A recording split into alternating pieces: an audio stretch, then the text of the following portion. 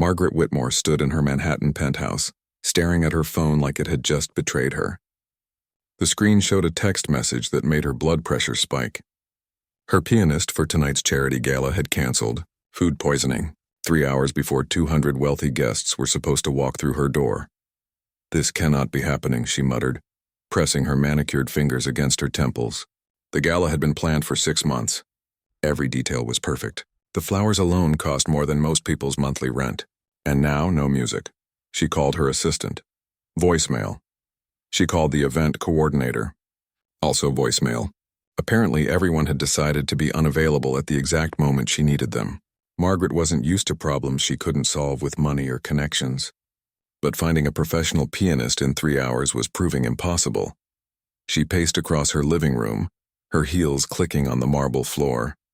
Through the floor-to-ceiling windows, Manhattan stretched out below her like a kingdom she ruled. But right now she felt powerless. The grand piano sat in the corner, beautiful and useless without someone to play it. That's when she heard humming from the kitchen. Rosa, her housekeeper, was finishing up the last of the preparations. Rosa had worked for her for 15 years, always quiet, always efficient. Margaret rarely thought about her beyond whether the house was clean and the groceries were stocked. Margaret walked into the kitchen. Rosa was arranging champagne glasses on silver trays, humming a melody that sounded surprisingly complex. "Rosa," Margaret said, making the older woman jump slightly. "Do you know anyone who plays piano?" Rosa looked confused. "Piano, Mrs. Whitmore?" "Yes, piano. My pianist canceled. I need anyone who can play background music for tonight." Margaret's voice had that edge it got when she was stressed. "I'll pay them, obviously. Do you know anyone?" Rosa hesitated. Her hands paused over the glasses. "Well, my son Diego plays piano." "Your son?" Margaret blinked. She knew Rosa had children. She'd approved time off for school events over the years, but she'd never really thought about what those children actually did. "How well does he play?" "He's very good, Mrs. Whitmore. He's been playing since he was 7. Margaret felt a wave of relief. She didn't care if he was concert level. She just needed someone to play Chopin quietly in the background so her guests wouldn't notice the disaster she'd narrowly avoided. "Fine. Perfect. Can he be here by 6? I'll pay him $500 for the evening." Rosa's eyes widened. $500 was more than she made in a week. "Yes, Mrs. Whitmore, I'll call him right now." "Thank you. Just make sure he knows to keep it classical and quiet. Nothing dramatic. This is background music, not a performance." Margaret was already walking away, her mind moving to the next item on her checklist. Problem solved. Crisis averted. She didn't see the complicated expression on Rosa's face as she pulled out her phone to call her son. 2 hours later, Diego Martinez stood outside the service entrance of Margaret Whitmore's building, trying to calm his racing heart. His mother had called him during his shift at the campus library, explaining the situation. He'd rushed home, showered, and put on the only suit he owned. He'd bought it at a thrift store for his cousin's wedding 2 years ago. It was slightly too big, but it was clean and it was all he had. He carried his sheet music in a worn folder under his arm. His hands were sweating. He'd played piano at church services and small community events, but never anywhere like this. Never in a penthouse that probably cost more than he'd earn in his entire lifetime. His mother met him at the service elevator. She looked worried. "Mijo, are you sure about this?" she asked in Spanish, straightening his tie even though it was already straight. "I didn't mean to put pressure on you. Mom, it's okay. I can do this." Diego tried to sound more confident than he felt. "It's just background music, right? I've played weddings before. This is different. These are very important people. Very wealthy. Just play what she asks and don't draw attention to yourself." Diego nodded. His mother had worked for Mrs. Whitmore for his entire teenage years. He'd been to this building before, waiting in the service areas while his mom finished work. But he'd never been upstairs. Never seen where the rich people actually lived. The elevator doors opened directly into the penthouse. Diego stepped out and forgot to breathe. The space was enormous. Everything was white and silver and glass. The piano in the corner was a Steinway Grand, probably worth more than his family's entire apartment building. Art hung on the walls that he recognized from textbooks. "Was that an actual Rothko? You must be Rosa's son." A woman's voice cut through his awe. Margaret Whitmore stood there in an elegant black dress, diamonds at her throat, looking at him the way someone might look at a package that had just been delivered. "Yes, ma'am." "Diego Martinez." "Thank you for this opportunity." She waved her hand dismissively. "The piano's over there. I need you to play classical pieces. Chopin, Bach, Mozart. Nothing modern, nothing loud. Just pleasant background music. The guests will start arriving in 45 minutes. You can start playing once they begin to come in." "Yes, ma'am. I brought some sheet music. I don't need details, just play. There's water bottles on the side table if you need them. The bathroom is down that hall if necessary. Just try to be as invisible as possible." She was already turning away, her phone ringing. Diego stood there for a moment, feeling exactly as small as she'd made him feel. Invisible. That was what she wanted. Not a musician. Not a person. Just background noise with hands. He walked over to the piano and sat down on the bench. The instrument was beautiful. The keys were perfectly balanced. The sound when he pressed middle C was pure and resonant.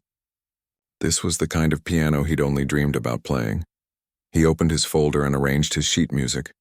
Chopin's nocturnes, Bach's preludes, some Mozart sonatas. Safe choices. Classical, quiet, invisible. Through the windows, the sun was beginning to set over Manhattan. The sky turned orange and pink. Diego took a deep breath and put his hands on the keys. In an hour, this room would be filled with people who would never see him, never know his name, never wonder about his life or his dreams. His mother appeared briefly, carrying a tray of something expensive-looking. She caught his eye and smiled encouragingly. For her, he would do this. For her, he would be invisible. But his folder held more than just classical pieces. Hidden at the back were sheets of his own music. Compositions he'd been working on for 2 years. Music that came from somewhere deeper than technique or training. He wasn't supposed to play them. That wasn't what Mrs. Whitmore wanted. But they were there just in case.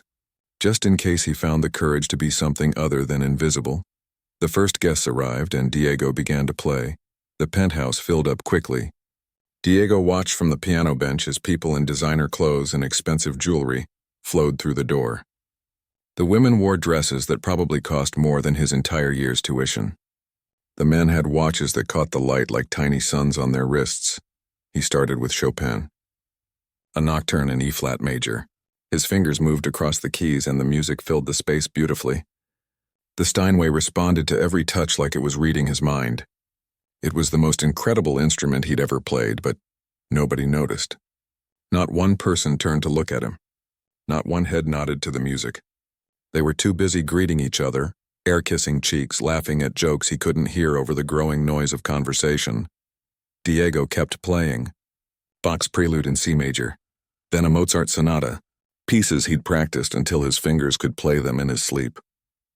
He played them perfectly. Every note clean, every phrase shaped just right.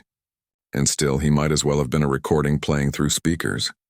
A waiter passed by with a tray of champagne. The guests took glasses without even glancing at the person holding the tray. Diego understood. To these people, he and the waiters and his mother were all the same. Part of the scenery, there to serve a purpose and then disappear. Margaret Whitmore moved through the crowd like a queen. She laughed loudly, touched people's arms, introduced donors to each other. She was in her element. Once she glanced toward the piano, but Diego could tell she wasn't really seeing him. She was just checking that the music was still happening, like making sure the air conditioning was still running. Diego finished the Mozart and transitioned into another Chopin piece. His back was starting to hurt from sitting up so straight. He'd been playing for almost an hour. That's when he heard them. 3 men standing near the piano, close enough that their voices carried over the music. They were holding drinks and talking like Diego wasn't even there. "I have to hand it to Margaret," one of them said. He had silver hair and a tan that looked expensive. "She always thinks of everything. Even found a piano player at the last minute." "Where'd she dig him up?" another asked, laughing. This one was younger, probably in his 30s, with the kind of confidence that came from never being told no. "The help, I'd guess. Probably somebody's nephew or something." The silver-haired man shrugged. "You know how it is. Anyone can play piano these days. YouTube tutorials, online lessons. Push a few buttons and suddenly everyone's a musician." They all laughed. Diego's fingers stumbled on a note. Just for a second, but he caught it. They didn't. They'd already moved away, still chuckling about something else. Diego's face burned. He wanted to stop playing and tell them exactly how many hours he'd spent learning music, how he'd saved for 2 years to buy his keyboard, how he practiced in his tiny bedroom with headphones on so he wouldn't wake his little sister, how he'd taught himself to read music from library books because lessons were too expensive. But he didn't. He couldn't. He needed this $500. His mother needed this job. So he kept playing, letting his anger flow into the keys instead of into words. Across the room, Rosa carried a tray of appetizers, some kind of fancy thing with caviar that probably cost $50 per bite. She caught Diego's eye and smiled. That smile that said she was proud of him.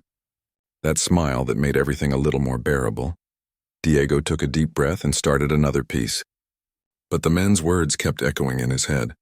Anyone can play piano these days. Like what he did was nothing. Like the music meant nothing. The party got louder. More people arrived. The noise grew until Diego could barely hear himself playing. He might as well have been miming at a silent piano. Nobody would have known the difference. Margaret clinked a glass and everyone quieted down. She gave a speech about the charity they were supporting tonight. Something about providing arts education to underprivileged children. The irony wasn't lost on Diego. Here he was, an underprivileged kid who'd learned music on his own, being ignored by people who were donating money to help kids like him. After the speech, dinner was served. Diego was allowed a 15-minute break. He stood up, his legs stiff from sitting. A waiter pointed him toward the kitchen where staff could take their breaks. His mother was there, eating quickly from a paper plate. Not the fancy food the guests were having. Simple sandwiches set aside for the help. "How are you doing, mijo?" she asked. "Fine," Diego lied. He didn't want to tell her about the men. Didn't want to add to her worries. "The piano is amazing. You sound beautiful. I'm proud of you." She touched his cheek the way she used to when he was little. Just a few more hours, Diego nodded. Just a few more hours of being invisible. He could do that. He went back to the piano bench. Dessert was being served now. Tiny artistic creations that looked too pretty to eat. The guests were starting to relax, settling into conversations over coffee and wine. Diego looked down at his sheet music. The classical pieces. The safe choices. Everything Mrs. Whitmore had asked for. He'd been playing them for over 2 hours now, and not one person had really listened. Not one person had cared. His own compositions were still tucked in the back of his folder. Music he'd written late at night when he should have been studying for his business classes. Music that meant something to him. Music that came from his life, his experiences, his heart. His mother's voice echoed in his head. "Don't draw attention to yourself. Just play what she asks." But the words of those men echoed louder. Anyone can play piano these days. Like he was replaceable. Like his music was nothing special. Diego's hands hovered over the keys. He could keep playing it safe. Keep being invisible. That was the smart thing to do. The practical thing. Or he could play something real. Something true. Something that might make at least one person in this room actually hear him. His heart pounded. This was a terrible idea. Mrs. Whitmore had been clear about what she wanted. His mother depended on her job. He should just stick to the plan, but Diego was tired of being invisible, tired of playing for people who treated him like background noise, tired of hiding the music that actually mattered to him. The guests were talking and laughing, completely absorbed in their own conversations. They wouldn't even notice if he switched to something different, would they? Diego pulled his own sheet music from the back of his folder. The pages were worn from being handled so many times. He titled this piece Invisible. He'd written it over the past 2 years, pouring everything he couldn't say into the notes.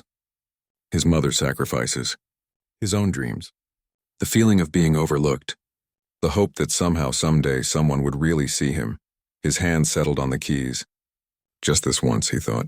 Just this once I want to play something that's mine. He took a deep breath. And then Diego began to play the truth. The first notes of Diego's composition were soft, almost hesitant, like a question being asked in a crowded room. The melody started simple, just a few notes repeating, building on each other. Nobody noticed at first. The conversations continued.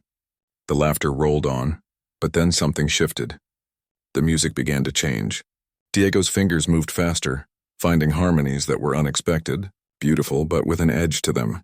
There was longing in the melody, frustration, hope and heartbreak woven together in a way that classical music never quite captured. This wasn't background music anymore. This was a story being told without words. A woman near the windows paused mid-sentence.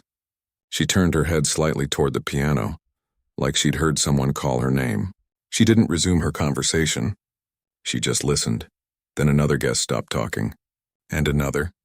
The change spread through the room like ripples in water. One by one, conversations died away. Heads turned. Eyes found the piano bench where Diego sat, completely lost in his music. He wasn't thinking about the guests anymore. Wasn't thinking about being invisible or those men who'd mocked him. He was inside the music now, in that place where nothing else existed. His hands knew what to do. Every note was a piece of his life. Every chord change was a memory. There was his mother's exhaustion in the lower register, the weight of her working 2 jobs just to keep them fed. There was his little sister's laughter in a bright run of notes in the treble. There was his own frustration in the dissonant chords, the feeling of being trapped between the life he had and the life he dreamed about. The music grew more complex, more demanding. Diego's whole body moved with it. This was the part he'd rewritten 20 times, trying to capture that feeling of fighting against something invisible, against expectations, against being told who you were supposed to be. The room had gone completely silent. 200 people stood frozen, drinks halfway to lips, conversations abandoned. Even the waiters had stopped moving. They stood along the walls, trays in hand, listening. Margaret Whitmore was in the middle of talking to a potential donor about tax write-offs when the music changed. At first she was annoyed. This wasn't what she'd asked for. This was too loud, too prominent. People were supposed to be focused on the charity, on writing checks, not on... But then she actually heard it. Really heard it. And something in her chest tightened. When was the last time she'd really listened to music? Not as background noise, not as ambiance, but actually listened?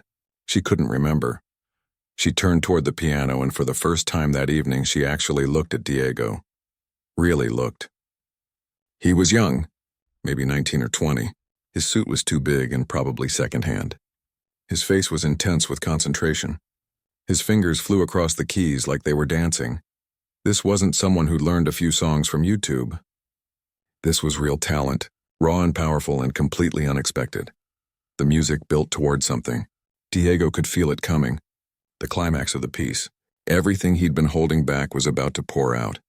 His foot pressed the sustain pedal. His hands reached for the highest and lowest keys at once. The sound that filled the penthouse was enormous. Triumphant and tragic at the same time. It spoke of breaking free and being held back. Of dreams that felt impossible but refused to die. It was beautiful and it hurt to listen to in the best possible way. Then just as suddenly the music softened. The storm passed. What remained was something gentle, hopeful.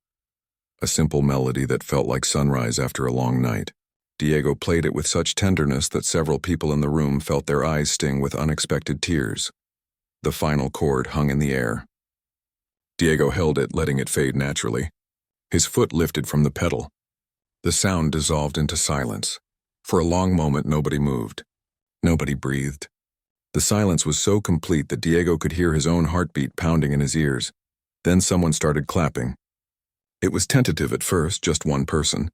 But then others joined in, and suddenly the entire room erupted in applause. Not the polite golf clap of social obligation. Real applause, enthusiastic. Some people were even standing. Diego looked up, startled. His hands were shaking. He hadn't expected this, hadn't planned for what would happen after. He'd just needed to play the truth. Consequences be damned. An older man was making his way through the crowd toward the piano. He was Chinese, maybe in his 60s, with kind eyes behind wire-rimmed glasses. He moved with purpose, not just curiosity. "Young man," the older gentleman said, his voice cultured and precise. "That was extraordinary. Truly extraordinary. Did you compose that piece yourself?" Diego's mouth was dry. "Yes, sir. I've been working on it for about 2 years." The man's eyebrows rose. 2 years. "And where did you study composition?" "Juilliard? Curtis? Berkeley?" "I didn't study anywhere, sir. I'm at community college." Business major.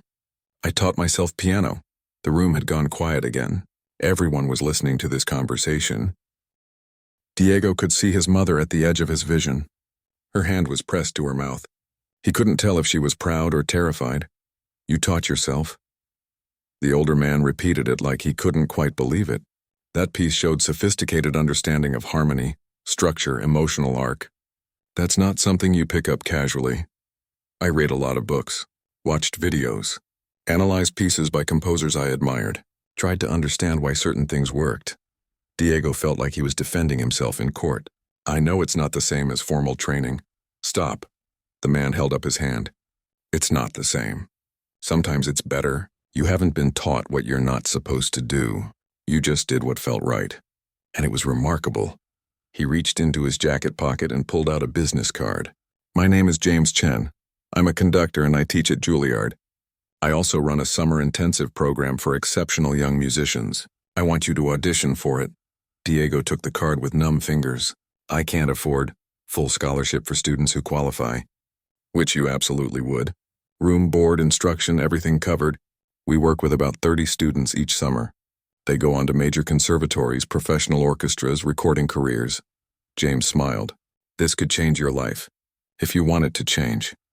Diego stared at the card. Juilliard.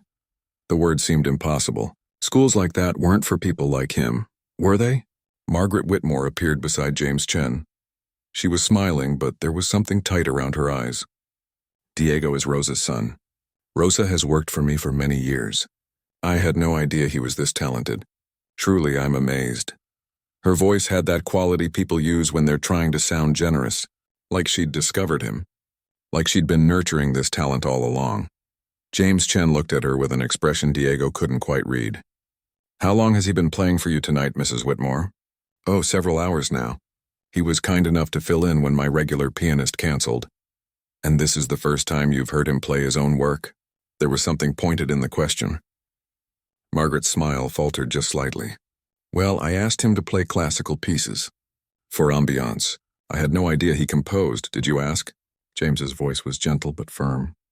Did you inquire about his training, his interests, his aspirations? The silence that followed was uncomfortable. Margaret opened her mouth, then closed it. The truth was obvious to everyone listening. She hadn't asked. She hadn't cared to ask. Diego had been furniture to her. Useful furniture, but nothing more. Other guests were approaching now, asking Diego questions, complimenting his performance. Margaret stood to the side, accepting their praise like she'd orchestrated this whole thing, like discovering Diego's talent had been her plan all along. But Diego wasn't paying attention to her anymore. He was looking at his mother. Rosa had tears running down her face. She was smiling so wide it looked like it hurt. She pressed her hand to her heart and mouthed the words, I'm proud of you. Everything else faded away. The rich people, the penthouse, even the prestigious conductor and his business card. In that moment, the only thing that mattered was that look on his mother's face. He'd been invisible for so long. But not anymore. The guests finally left around midnight. Diego packed up his sheet music with hands that still trembled slightly. His phone was full of new contacts. Business cards were stuffed in his pockets. People had asked for his email, his social media, ways to follow his musical journey. It felt surreal. Margaret had pressed an envelope into his hand as he was leaving. A little extra, she'd said with a smile that didn't quite reach her eyes. For the wonderful surprise. Inside was $1,500 instead of $500. Guilt money, Diego thought, but he took it anyway. His mother needed new work shoes and his sister needed school supplies. Rosa rode the subway home with him in silence. She kept looking at him like he might disappear if she blinked. Finally, as their stop approached, she spoke. You scared me tonight, she said quietly in Spanish. I know, I'm sorry. But I've never been more proud. She squeezed his hand. Your father would have been so proud too. Diego's throat tightened. His father had died when he was 12. A construction accident. He'd been the one who first noticed Diego picking out melodies on a toy keyboard at a yard sale. He'd been the one who said, this boy has music in him. They got home after 1 a.m. Diego's little sister, Lucia, was asleep on the couch. She'd tried to wait up for him. He covered her with a blanket and went to his room. He pulled out James Chen's business card and stared at it under his desk lamp. The audition was in 3 weeks. He'd need to prepare 3 pieces, one classical, one contemporary, and one original composition. The card listed a website with all the details. Diego opened his laptop and started reading. The summer program was 8 weeks. The students would work with professional musicians, perform in actual concert halls, and receive mentorship that usually cost tens of thousands of dollars. Past students had gone on to major conservatories. Some were now playing in orchestras around the world. It was everything he'd ever dreamed about, and it terrified him. What if he wasn't actually good enough? What if tonight had been a fluke? What if those people had just been impressed because they'd had low expectations? The doubt crept in like cold water. He didn't sleep much that night. The next morning, Diego's phone wouldn't stop buzzing. Somehow, someone had posted a video of his performance online. Just a clip, maybe 2 minutes, filmed on someone's phone. But it was spreading. A few hundred views became a few thousand, then tens of thousands. The comments were mostly positive. Who is this kid? This is incredible. Why isn't he famous? But there were negative ones too. Probably auto-tuned. Rich people always fake being impressed. He's okay, but nothing special. Diego made himself stop reading. At noon, his phone rang. Unknown number. He almost didn't answer. Hello? Is this Diego Martinez? A woman's voice, professional and brisk. Yes? This is Helen Park from the New York Times. I'm writing a piece about last night's performance at Margaret Whitmore's gala. Several attendees mentioned you. I'd love to interview you about your background and your music. Diego's mind went blank. The New York Times? Yes, I know it's sudden, but we're running the piece this weekend. Would you have 30 minutes to talk today? He agreed before his brain could catch up with his mouth. They set up a call for later that afternoon. When he hung up, his hand was shaking again. His mother came home from grocery shopping and found him sitting at the kitchen table, staring at nothing. Mijo, what's wrong? He told her about the video, the interview. All of it. Rosa sat down slowly. She looked worried. This is happening very fast. Too fast, Diego agreed. Mom, what if I mess up? What if I go to this audition and they realize I'm not actually that good? Diego, his mother took his hands. You've been playing piano for 12 years. You taught yourself things that people pay thousands of dollars to learn. You wrote a piece of music that made a room full of strangers stop and listen. That wasn't luck. That was you. But what about school? My business degree? We agreed I needed something practical. Rosa was quiet for a moment. We agreed on that because I was afraid. Afraid that music wouldn't be enough to support you. Afraid you'd struggle like your father and I did. But Diego, watching you play last night, I realized something. You're already struggling. You're struggling by not doing what you were meant to do. Diego felt something break loose in his chest. What if I fail? Then you fail. But at least you'll fail at something you love. That's better than succeeding at something that makes you miserable. She touched his face. I didn't work this hard to keep you safe just so you could live a small life. I worked this hard so you could live a real one. The interview that afternoon went well. Helen Park asked thoughtful questions about his life, his process, how he learned music. She didn't make him feel like a charity case or a curiosity. She treated him like a serious musician. That felt almost as good as the applause had. 3 days later, Diego received a call from Margaret Whitmore. His stomach dropped when he saw her name on the screen. Diego, hello. I wanted to reach out personally. Her voice had that cheerful quality of someone about to ask for something. I've been thinking about your situation. I'd like to help with your musical education. Perhaps fund some private lessons or help with expenses for that Juilliard program. Diego didn't know what to say. That's very generous, Mrs. Whitmore. It's the least I can do. You know, I've always supported the arts. It would be wonderful to be part of your journey. Perhaps we could arrange some publicity around it. Show how important private support is for young artists. There it was. She wanted to look good. Wanted to be the generous billionaire who discovered the talented poor kid. Never mind that she'd ignored him for years. Never mind that she'd only noticed him when other people did first. I appreciate the offer, Diego said carefully, but I think I need to do this on my own. If I'm good enough, I'll get the scholarship. If I'm not, then maybe I'm not ready. There was a pause. I see. Well, if you change your mind, the offer stands. I just think it would be a shame if financial concerns held back such talent. After she hung up, Diego sat there feeling strange. He'd just turned down help from a billionaire. His mother would probably think he was crazy. But something about it felt wrong. Margaret didn't want to help him. She wanted to help herself feel better about the fact that she'd never seen him before.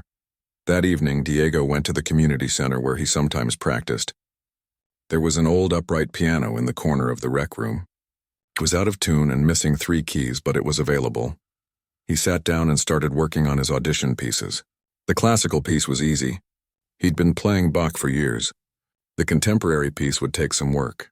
He'd chosen something by Philip Glass, all repetitive patterns and shifting rhythms. It was challenging but manageable. The original composition was the problem. He had his piece from the gala, but was it enough? Should he write something new? What if they expected something different? An older man was shooting basketball by himself on the court. Diego recognized him. Mr. Peterson, who lived in the building next to theirs. He'd lost his job last year and spent most days at the community center. Mr. Peterson came over during a break in Diego's practice. "That was beautiful, son. You got real talent. Thank you. You nervous about something? I can see it in the way you're playing." "Too careful," Diego was surprised. "How can you tell?" "I used to play saxophone. Long time ago. I know the difference between playing notes and playing music. Right now you're playing notes." Mr. Peterson smiled. "Whatever's got you worried, you need to let it go before you sit down at that piano. Music don't lie. It tells people exactly what's in your heart." After Mr. Peterson left, Diego sat at the piano for a long time. He thought about what his mother had said, about living a real life, about failing at something you love being better than succeeding at something that made you miserable. He thought about his father, who'd died doing hard physical labor to support his family, but who'd always had time to listen to Diego play. Who'd said music mattered even when there was no money in it. He thought about Margaret Whitmore and her offer, about all the people at that party who'd only seen him once he'd demanded to be seen. Then Diego put his hands on the keys and started to play. Not carefully, not trying to impress anyone, just playing what was true, playing what mattered. The notes filled the empty gym, honest and imperfect and completely real. He had 3 weeks until the audition, 3 weeks to prepare, 3 weeks to decide if he was brave enough to chase this dream for real. But sitting there at that broken piano in a community center that smelled like sweat and floor wax, Diego felt something he hadn't felt in a long time. He felt ready. The 3 weeks passed in a blur. Diego practiced every spare moment he had. Before his morning classes, during lunch breaks, late into the night with headphones on so he wouldn't wake his sister. His fingertips developed calluses on top of calluses. The article in the New York Times came out. It was fair and honest. Helen Park had written about his background without making him sound like a victim. She'd focused on his music, his determination, his talent. The headline read, "Self-taught pianist stuns Manhattan elite." Diego's phone exploded again with messages and opportunities. A local music store offered to sponsor him with a professional keyboard. A woman who taught piano wanted to give him free lessons. 3 different schools reached out about scholarship opportunities. It was overwhelming and exciting and terrifying all at once. But Diego kept his focus on the audition. That was what mattered. Everything else was noise.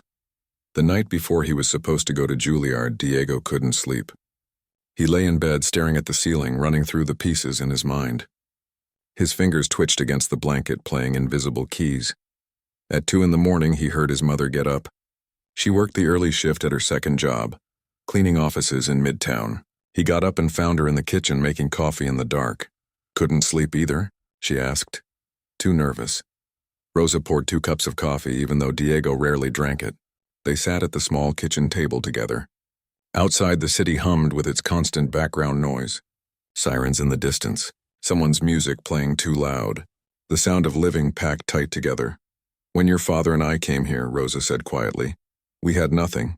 Just hopes. We worked hard so you and Lucia could have chances we never had. Tomorrow you have a chance. Whatever happens, you've already made us proud. What if I freeze up? What if I can't play? Then you can't play. But Diego, I've seen you perform now. Really perform. You don't freeze when it matters. You catch fire." Diego held his coffee cup and let those words sink in. You catch fire. The audition was scheduled for 2 in the afternoon. Diego wore the same suit he'd worn at Margaret's gala. He'd gotten it cleaned, and his mother had taken in the shoulders so it fit better. He looked at himself in the mirror and barely recognized the person staring back.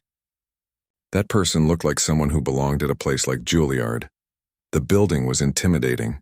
all old stone and classical architecture. Students walked past carrying instrument cases, talking about composers and techniques Diego had only read about. Everyone seemed to belong here except him. James Chen met him in the lobby. "Diego, you made it. How are you feeling?" "Terrified," Diego admitted. James laughed. "Good, that means you care. Come on. Let me show you where you'll be playing." The audition room was smaller than Diego expected. Just a beautiful grand piano, some chairs for the judges, and excellent acoustics. 3 people sat behind a table with notepads. James introduced them: a composition professor, a performance instructor, and the director of the summer program. "Whenever you're ready," the director said. She was a black woman in her 50s with kind eyes and an air of someone who didn't suffer fools. "We'll start with your classical piece." Diego sat at the piano. His hands were shaking. He took a breath and put his fingers on the keys. The Bach prelude started rough. His first few notes were too stiff, too careful. He could hear himself making it mechanical. This was exactly what Mr. Peterson had warned him about, playing notes instead of playing music. Then something shifted. Diego stopped thinking about the judges, stopped thinking about whether he was good enough. He just played. He let himself fall into the music the way he always did in his bedroom, when nobody was listening and nothing was at stake. The prelude became beautiful. Not perfect, but honest. He moved into the Philip Glass piece, the repetitive patterns that required absolute precision and stamina. His fingers flew across the keys. The room filled with cascading notes that built on themselves until they became something hypnotic. When he finished, the judges made notes. Didn't smile or frown, just wrote. "And now your original composition," the director said. This was it. Diego had decided to play the same piece from Margaret's Gala. It was his truth. If they didn't like it, then maybe this wasn't where he belonged. He closed his eyes for just a moment. Thought about his father, his mother, every struggle and sacrifice that had led to this moment. Then he began to play. The music poured out of him. Every emotion he'd bottled up during those 3 weeks of preparation. The fear, the hope, the anger at being invisible for so long, the joy of finally being seen. He played it all. When the final note faded, Diego opened his eyes. The composition professor was leaning forward, elbows on the table. The performance instructor was actually smiling, and the director was writing furiously on her notepad. "Thank you, Diego," she said without looking up. "We'll be in touch within a week." That was it. No feedback. No hints about whether he'd done well or bombed. Just "thank you and we'll be in touch." James walked him out. "You played beautifully, especially that last piece. I got chills. But did I get in? I'm not on the audition panel, so I don't get a vote.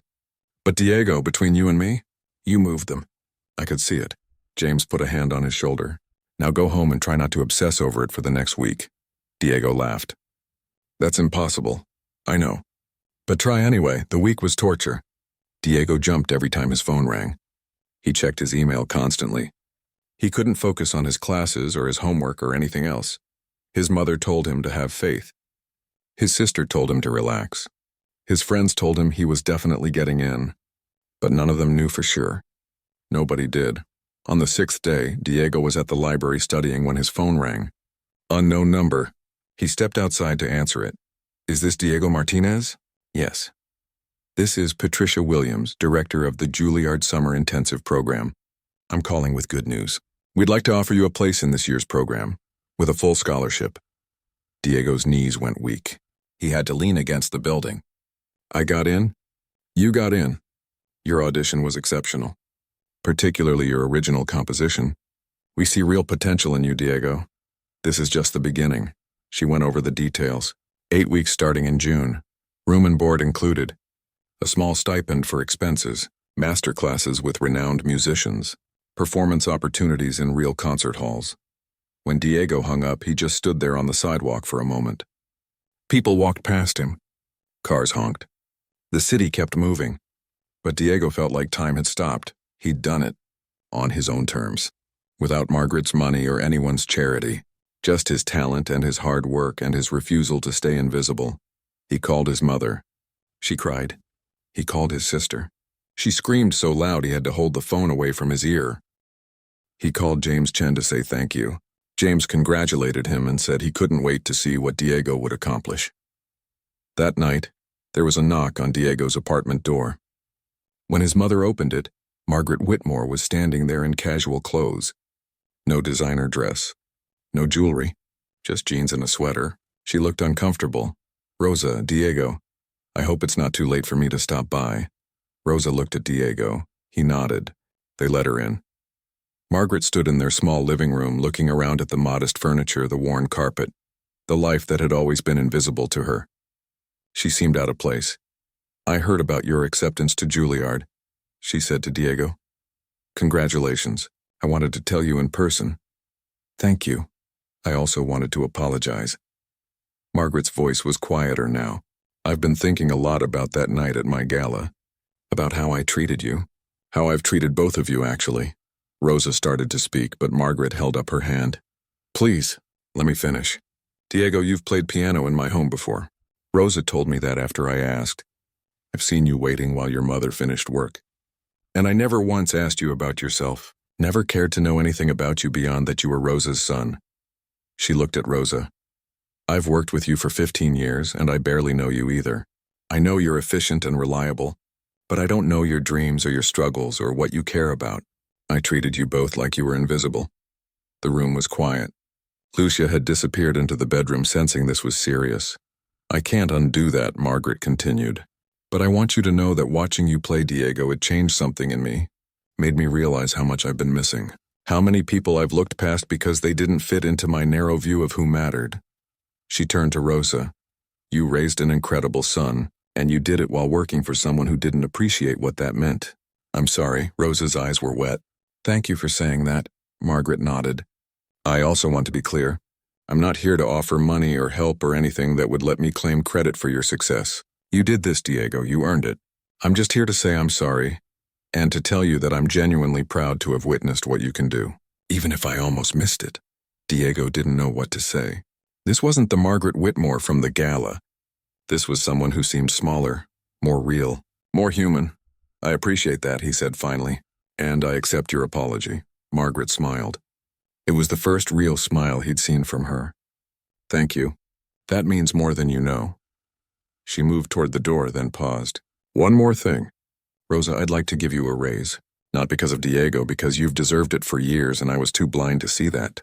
We can discuss the details Monday." After she left, Diego and his mother sat on the couch together. Lucia came back out and squeezed between them. "That was weird," Lucia said. "Yeah," Diego agreed. "But good weird." Rosa put her arms around both her children. "People can change. Sometimes they just need to be shown what they've been missing." 3 months later, Diego performed his first official recital as part of the Juilliard summer program. The hall was packed. James Chen conducted the small orchestra that accompanied him for one piece. His original composition closed the show. In the audience, his mother sat in the front row next to Lucia. A few rows back, Margaret Whitmore sat quietly among the other attendees. Not in a VIP section, just listening like everyone else. When Diego played, he played for all of them. For his mother, who'd sacrificed everything. For his sister, who believed in him. For his father, who'd seen the music in him first. For Mr. Peterson and every person who'd encouraged him along the way. And he played for himself. For the boy who'd been invisible but refused to stay that way. The final note rang out clear and true.